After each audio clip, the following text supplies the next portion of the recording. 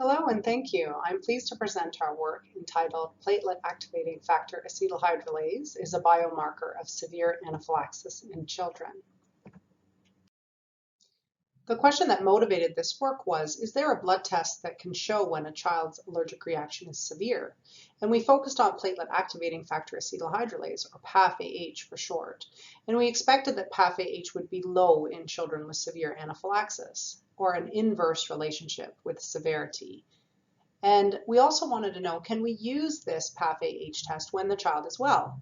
Meaning, is the test the same during anaphylaxis as when well? And we actually powered the study for this outcome. And this is the study design. We screened 980 charts in the emergency department and 2 inpatients from the allergy consultation service. This resulted in 46 children with acute anaphylaxis.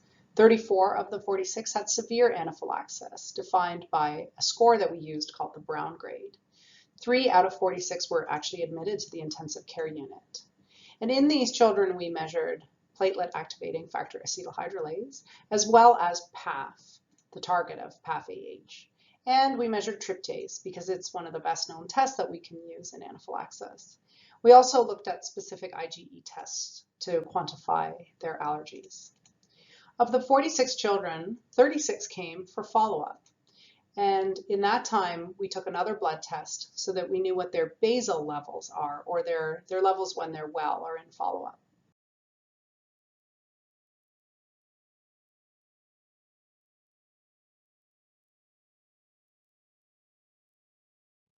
We showed that the proportion of children with reduced PAFAH activity was higher in those with severe anaphylaxis, meaning when we looked at children with severe anaphylaxis, most had low PAFAH. So when we scored the severity with the Brown grade, 75% of the children with severe anaphylaxis had low PAFAH versus only 41% with mild to moderate anaphylaxis. And all of the children admitted to the ICU had low PAFAH versus 47% who were not admitted to the ICU.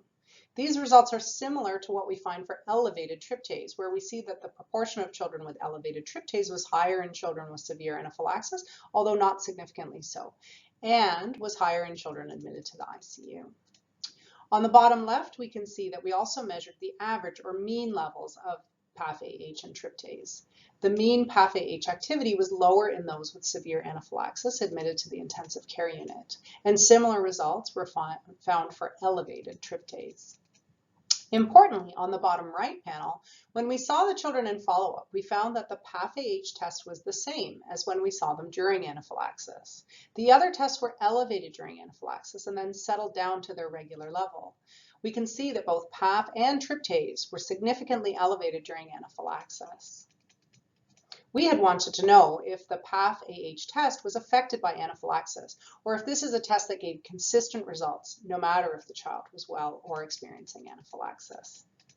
So in summary, PAF-AH was low in severe anaphylaxis in children. PAF-AH could be measured during anaphylaxis or when well, which suggests that it is a biomarker.